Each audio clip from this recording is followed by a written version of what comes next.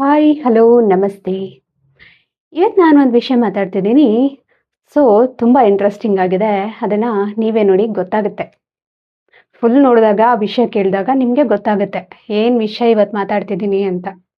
ಇವತ್ತು ನಾನು ಮಾತಾಡ್ತೀನಿ ಒಂದು ಹಣ್ಣು, ಹೆಣ್ಣು ಬಗ್ಗೆ.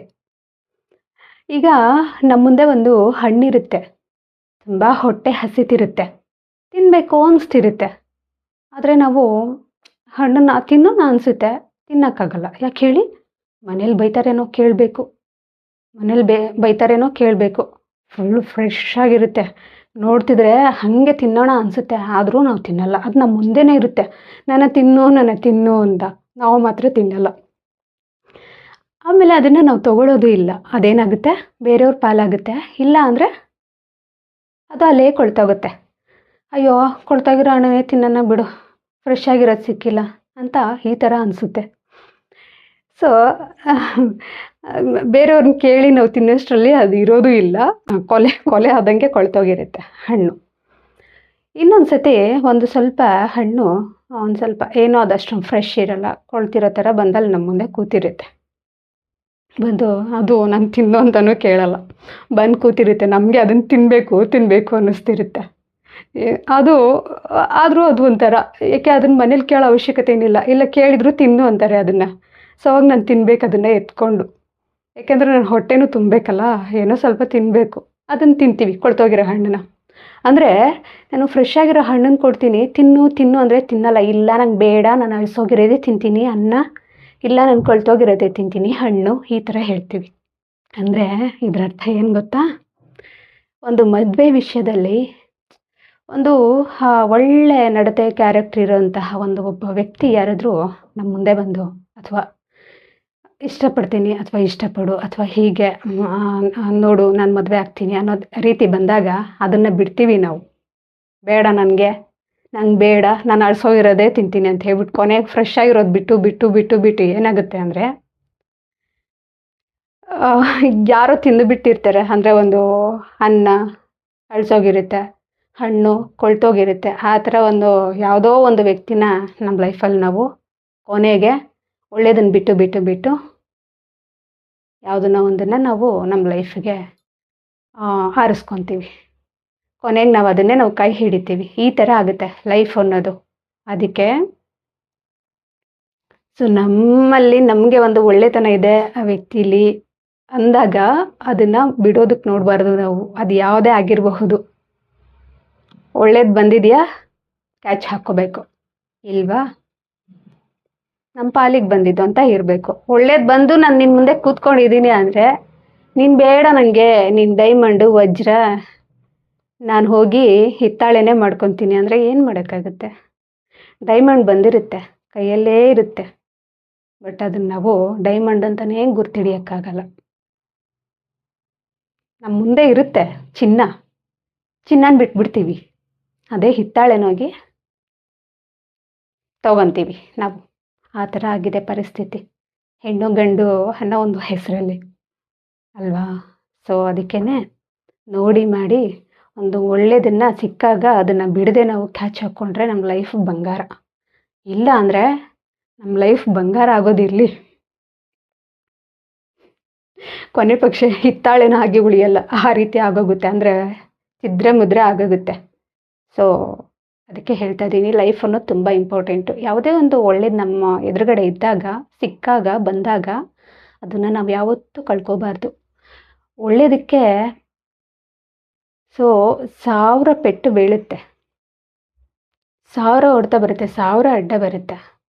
ಬಟ್ ಅದನ್ನು ನಾವು ಅರ್ಥ ಮಾಡಿಕೊಂಡು ಅದನ್ನು ನಾವು ನಮ್ಮ ಜೊತೆ ಇಟ್ಕೊಳ್ಳೋಕೆ ನೋಡಬೇಕು.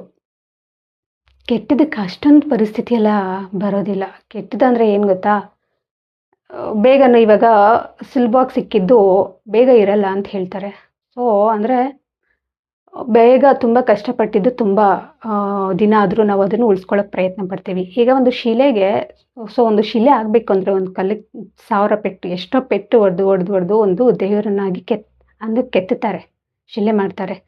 ಹಾಗೆ ಅದು ನೋಡಿ ಆಮೇಲೆ ದೇವರು ಅಂತ ಪೂಜೆ ಮಾಡಿ ವಿಗ್ರಹನ ಎಷ್ಟು ಚೆನ್ನಾಗಿ ನಾವು ಪೂಜೆ ಮಾಡ್ತೀವಿ ಅಲ್ವಾ? ಅದೇ ರೀತಿಯೇ ಸೊ ಕೆಟ್ಟದ್ದು ಬೇಗ ನಮ್ಮ ಜೀವನದಲ್ಲಿ ಆವರಿಸುತ್ತೆ. ಅದನ್ನು ನಾವು ಕೈಗೆ ಎತ್ಕೊಬಿಡ್ತೀವಿ, ಆದರೆ ಅದು ನಮ್ಮ ಜೊತೆ ಇರೋದಿಲ್ಲ. ಸೊ ಕೆಟ್ಟದು ಬಂದಿದ್ದು ಹಾಗೆ ಹೋಗುತ್ತೆ. ಯಾವುದೋ ಒಬ್ಬ ಕೆಟ್ಟ ವ್ಯಕ್ತಿನ ನಾವು ಆರಿಸ್ಕೊಂಡು ಜೊತೆಲಿ ಇಟ್ಕೊಂಡ್ಬಿಡ್ತೀವಿ, ಅದಿರುತ್ತೆ ನಮ್ಮ ಜೊತೆ? ಖಂಡಿತವಾಗ್ಲೂ ಇರೋದಿಲ್ಲ, ಯಾವಾಗಲೂ ಎಸ್ಕೇಪ್ ಆಗಿಬಿಡುತ್ತೆ. ಅದೇ ಒಳ್ಳೆಯದನ್ನು ನಾವು ಆರಿಸ್ಕೊಳ್ಳಿ, ನಮ್ಮ ಉಸಿರು ಹೋಗೋ ತನಕ ನಮ್ಮ ಜೊತೆ ಇರುತ್ತೆ ಅದು. ಯಾಕೆಂದರೆ ಅದು ಮಧ್ಯದಲ್ಲಿ ಬರೋದಿಲ್ಲ. ಸೊ ಅದು ಹುಟ್ಟಿದಾಗಲೇ ಅವರಲ್ಲಿ ಆ ಗುಣದಲ್ಲಿನೇ, ಆ ರಕ್ತದಲ್ಲಿನೇ ಬಂದಿರುತ್ತೆ, ಅವ್ರು ಏನು, ಅವರ ನಡೆ ಏನು ಅಂತ. ಸೆಂಟ್ರಲ್ ಕಲಿಯೋದೆಲ್ಲ ಅದು. ವಿದ್ಯೆ ಆದರೆ ಯಾವಾಗ ಬೇಕೋ ವಿದ್ಯೆನ ಕಲ್ತ್ಕೋಬೋದು. ಬಟ್ ಈ ಗುಣ ಇರುತ್ತಲ್ಲ, ನೇಚರ್ ಇರುತ್ತಲ್ಲ, ನಡತೆ ಇರುತ್ತಲ್ಲ, ನಡೆ ಇರುತ್ತಲ್ಲ, ಒಳ್ಳೆತನ ಇರುತ್ತಲ್ಲ, ಒಳ್ಳೆ ಮನಸ್ಸಿರುತ್ತಲ್ಲ, ಸಂಸ್ಕಾರ ಇರುತ್ತೆ, ಸಂಪ್ರದಾಯ ಇರುತ್ತಲ್ಲ, ಆಚಾರ ವಿಚಾರ ಇರುತ್ತಲ್ಲ, ಇದ್ಯಾವುದೇ ಆಗಲಿ ಬಿಹೇವಿಯರ್ ಇರುತ್ತಲ್ಲ, ನಡವಳಿಕೆ, ಒಬ್ಬರ ಮುಂದೆ ಹೇಗೆ ನಡ್ಕೋತೀವಿ, ಅದೆಲ್ಲನೂ ಮಧ್ಯದಲ್ಲಿ ಬರೋದಿಲ್ಲ. ಹುಟ್ಟು ಗುಣ ಅದೆಲ್ಲ ಹುಟ್ಟಿದಾಗಲೇ ಬರಬೇಕು. ವಿದ್ಯೆ ಮಾತ್ರ ಯಾವಾಗ ಬೇಕಾದರೂ ಕಲ್ತ್ಕೋಬೋದು, ಬಟ್ ಎಲ್ಲನೂ ನಾವು ಕಲ್ತ್ಕೊಳ್ಳೋಕ್ಕಾಗೋದಿಲ್ಲ ಅನ್ನೋದನ್ನು ನಾವು ತಿಳ್ಕೋಬೇಕು. ಸೊ ಅದಕ್ಕೆ ಒಳ್ಳೇದು ಸಿಕ್ಕಾಗ, ಫ್ರೆಶ್ ಆಗಿರೋದು ಯಾವುದೇ ಸಿಕ್ಕಾಗ, ಇದು ಒಳ್ಳೆಯದು ಅನ್ನಿಸ್ದಾಗ ದೂರ ಮಾಡ್ಕೋಬೇಡಿ. ಯಾವುದನ್ನೋ ಹೋಗಿ ಬಿಟ್ಟು ನಾವು ದೂರ ಮಾಡಿಕೊಂಡು ಅದನ್ನು ಕೆಟ್ಟದನ್ನ ಜೊತೆಲಿ ಇಟ್ಕೊಂಡು ಅಳಿಸಿರೋದನ್ನಾಗಲಿ, ಕೊಳ್ತಿರೋ ಹಣ್ಣನ್ನಾಗಲಿ ತಿನ್ನಬೇಡಿ. ನಮ್ಮ ಪಾಲಿಗೆ ಅದೇ ಇದೆಯಪ್ಪ ಅಂತ ಹೇಳ್ಬಿಟ್ಟು ಕೊನೆಗೆ ನೀವು ಅದನ್ನೇ ತಿಂತೀರಾ ಅಂದರೆ ಅದನ್ನೇ ತಿನ್ನಿ. ಬೇಡ ನಾನು ಇದನ್ನೇ ತಿಂತೀನಿ ಅಂದರೆ ಅದು ನಿಮ್ಮ ಕರ್ಮ ಅಲ್ವಾ? ಒಳ್ಳೆಯದು ನಾವು ಆರಿಸ್ಕೊತೀರಿ, ನಮ್ಗೆ ಬೇಕು, ನಾವು ಅದನ್ನು ತಿಂತೀವಪ್ಪ ಅಂದರೆ ಅದು ನಿಮ್ಮ ಅದೃಷ್ಟ, ನಿಮ್ಮ ಯೋಗ, ನಿಮ್ಮ ಪುಣ್ಯ, ನಿಮ್ಮ ಯೋಗದಲ್ಲಿದೆ, ನಿಮ್ಮ ಯೋಗ್ಯತೆಗೆ ಅದು ಸಿಕ್ಕಿದೆ ಅಂತ ಹೇಳಬಹುದು. ಇದ್ರ ಬಗ್ಗೆ ಇನ್ನೂ ವಿಷಯ ಇದೆ, ಸದ್ಯಕ್ಕೆ ಸಾಕು ಅನ್ಕೋತೀನಿ. ಸೊ ಫ್ರೆಶ್ ಆಗಿರೋ ಹಣ್ಣು, ಫ್ರೆಶ್ ಆಗಿರೋ ಹೆಣ್ಣು ಯಾವುದನ್ನು ಬಿಟ್ಟರೆ ಕೆಟ್ರಿ. ಸೊ ಅದನ್ನೇ ಹೇಳೋದು, ಹಳಸಿರೋ ಅನ್ನ, ಕೆಟ್ಟಿರೋ ಹಣ್ಣು, ಇವೆರಡು ನಿಮ್ಮ ಪಾಲಾಗಬೇಕಂತ ಇದ್ದರೆ ಯಾರೇನು ಮಾಡೋಕ್ಕಾಗೋದಿಲ್ಲ, ಅದು ನಿಮ್ಮ ಕರ್ಮ. ಇಲ್ಲ ನಂಗೆ ಫ್ರೆಶ್ ಬೇಡ, ನಾನು ಅಳಿಸಿರೋದೇ ತಿಂತೀನಿ ಅಂದರೆ ಅದನ್ನೇ ತಿನ್ನಿ ಅಂತ ಹೇಳಿ ಸುಮ್ಮನೆ ಇರ್ತಾರೆ ಅಷ್ಟೆ ಅಲ್ವಾ? ಸೊ ಅದಕ್ಕೆ ಯಾವುದೇ ಆಗಲಿ, ಒಳ್ಳೆ ಹುಡುಗಿ ಆಗಲಿ, ಹುಡುಗ ಆಗಲಿ, ಇನ್ನೊಂದು ಮತ್ತೊಂದು ಸಿಕ್ಕಾಗ ಅದನ್ನು ದೂರ ಮಾಡ್ಕೋಬೇಡಿ, ಅದರ ಬಗ್ಗೆ ಆಳವಾಗಿ ತಿಳ್ಕೊಳ್ಳಿ. ಸೊ ಕಳ್ಕೊಳ್ಳೋದು ಎಷ್ಟೊತ್ತು? ಸೆಕೆಂಡ್ಸ್ ಸಾಕು. ಪಡ್ಕೊಳ್ಳೋದು ಎಷ್ಟೊತ್ತು? ತುಂಬ ಕಷ್ಟಪಡಬೇಕು.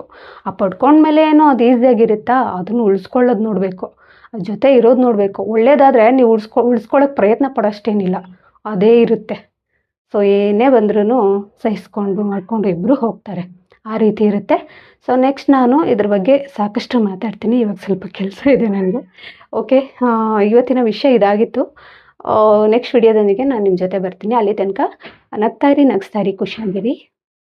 Thank you. ನಮಸ್ತೆ.